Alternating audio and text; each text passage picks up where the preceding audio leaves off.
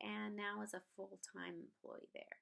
She completely loves her role, and actually, because of that, she decided to join the MARA program to learn more about this field. The records administrator reports to their manager and the head of the record department and communication, which are the dispatchers, who then reports to the director of operations, and who then reports to the chief. So, in asking about the size of the organization and the amount of resources she felt that they provided, she felt like compared to other law enforcement agencies, they aren't very big, maybe about 100 officers total. In the records department, more specifically, they have 2 full-time employees and 1 student employee, although sometimes they'll have 2 student employees. In the time that she has worked there, she really hasn't found an issue with the amount of resources, which is generally something that you hear about in the archives and records management being tight with resources from my studies. So in the day-to-day, she handles all the reports that the department generates. These include incident reports, traffic infractions, criminal citations, and collision reports. They also keep record of all public disclosure requests that come in the department, name checks, reports requests, and statistical requests. So what happens is the officers, they write up the report using, actually it's a new software. It's a RMS, Records Management Software. And once they are done, they send it to the records department through that RMS. And records then reviews the report on the screen for accuracy and then merges it into an online RMS repository.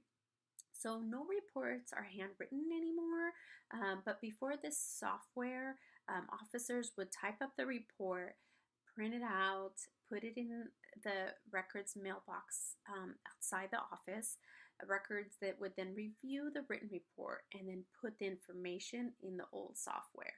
Now with this new software that they have, nothing gets printed out, and the only time a report is printed is if a detective needs it or a public records request comes in.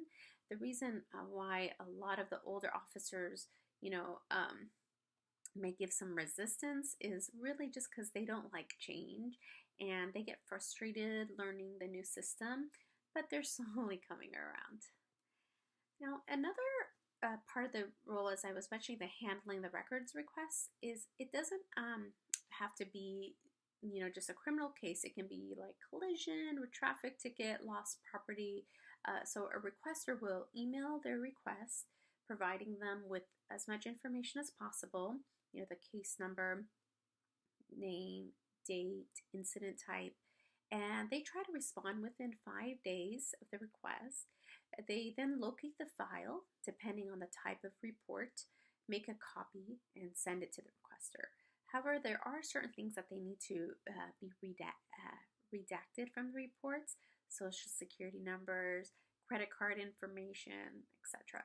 Now, if any of that information is on the report, they actually use Adobe to redact the information and then send it to the requester.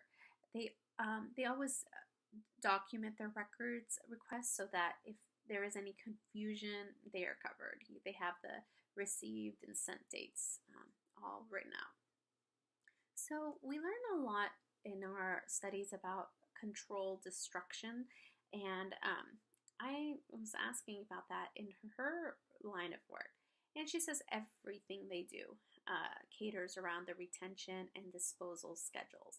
The whole police department has retention schedules for every type of record that you can think of. At least for their department, they are only in charge of their own records retention, however. So an example of some of the retention schedules is for a majority of incident reports, they are to be kept for 6 years. And certain types of reports are kept longer, for 10 years, for example, for DUIs. And some reports are kept forever, or sent to the archives, for example, homicides. Majority of the records are disposed by shredding but some are disposed by sending them to the archives. So I was curious about their audits and, internally, externally, and they have both. They do their own audits uh, and they also have external audits where company will come in and look through the records to see if anything is missing. They have to track it down and know where their errors are. And for every few months or so, they get audited by the Washington Associate of Sheriffs and Police Chiefs. And then yearly, they get audited by the FBI for accuracy. So, we learn a lot about privacy and security being highly important in records management, and thinking about the police department, their material is clearly very sensitive, and they deal with people's personal information as well as incidents that are very highly sensitive. So their jurisdiction, it actually covers the University of Washington, so they don't necessarily receive the high-profile cases the Seattle Police Department does, but they do get some, and no matter what type of case it is, they always protect the victim. So for goals, to think about what the company sets, so they get evaluated, the record managers and administrators, every quarter, and they set goals for themselves for the coming quarter. So her goal, Carlina, usually involves working on her public speaking through presentations. And since she hates talking in front of large groups of people, that always seems to come up as a goal for her to try to improve. Also, within the records department, they try to set goals for finishing projects so that they can start new ones, and they've been meaning to and just haven't had time to do. So I was curious to know about how much of her work actually stays at work and how much she has to do after work at home. And she was saying physically the work completely stays at work. Working with such sensitive information, you can't bring any of it home and work on it. However, emotionally, sometimes the work does come home with you. Sometimes you have those cases that stay with you, and you have to learn to separate that out. Now, I was very curious to know about the challenges that she faces in her career, and she was saying the main challenge is the resistance from officers that I was mentioning earlier. They like to do things the way they've always done, and in records, they are always coming up with more efficient ways of doing things, and the majority of the time, officers just don't like that. Their main concern is going on calls. They don't care so much about the paperwork, so it can be difficult to get them to do things just the certain way that it needs to be done. So I was asking about the long-term interests, in this field of records management, and at least for the foreseeable future, she wants to continue working with police records.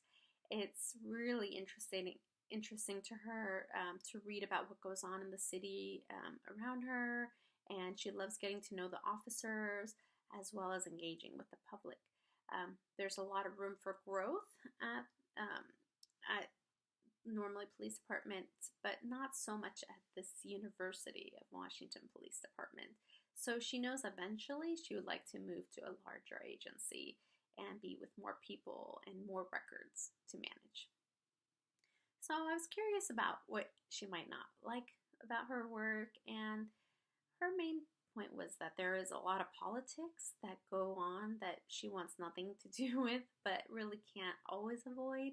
It can also be really difficult to get the officers to do what you ask them, since records is so low within the department that they usually think about what they're doing is the best way. It's very easy to be met with resistance. So I was also just wondering about compensation. For the most part, she was thinking that the compensation is fair for the work that they do. And she also thinks that it also depends on how large the agency is, the city or town that you're working in, and the amount of experience that the person has. In terms of motivation, wondering what motivates her, she said, knowing that there is always something to be done is super motivating. There's never any downtime at the University of Washington Police Department.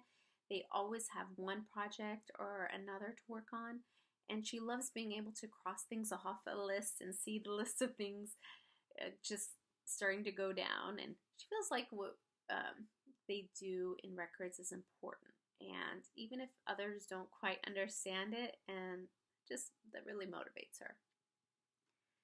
I asked her a little bit to go over what skills she really feels like she's gained while she's been there for the last year and a half. And a lot of the time, the officers will come in and ask questions about their reports, and she has to learn to talk to them in a kind but assertive manner to make sure that they know the right way to write their report. So this improved her speaking skills quite a bit, and she just used to hate talking on the phone and talking to people in general. But both of these things have she's had to overcome, and they deal a lot with the general public, so have just needed to learn to talk to all sorts of different people: parents, students, homeless people, criminals. So this really reminds me of the soft skills that author Miller mentions in archive principles and practices. In terms of the outlook for the profession, she thinks that the records is always evolving, but there will always be a need for people in records. At the University Police of Washington Police Department, their goal is always to be as efficient as possible. They have tons of different spreadsheets tracking everything: reports, record requests, error logs, etc. And they always try to think of better solutions to track everything. The shift is going as digital as possible. It's in the hopes to make everything more efficient.